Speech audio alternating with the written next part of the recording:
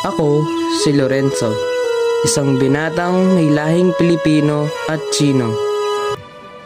Ako ay isang Kristiyano at ipinahayag ko ito hanggang sa oras ng aking kamatayan. Ako ay isang sakristan na masayang tumutulong sa simbahan habang pinapatunog ang mga kampana at taimtim na nagdarasal. Sa ilalim ng impluwensya ng aking mga magulang, ang pananampalataya ko ay lalong lumalakas. Napagbintangan ako sa isang krimen hindi ko ginawa.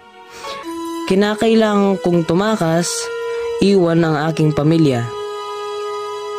Sa isang barkong binabaybay ang maalong dagat, kasama ko ang mga paring Dominikano patungo sa Japan, umaasang makakasumpong ng kaligtasan.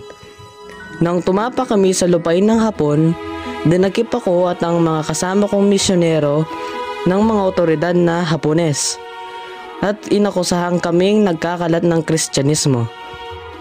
At kung ako ay may 1,000 buhay, buong galak kong iaalay ang mga ito sa Diyos.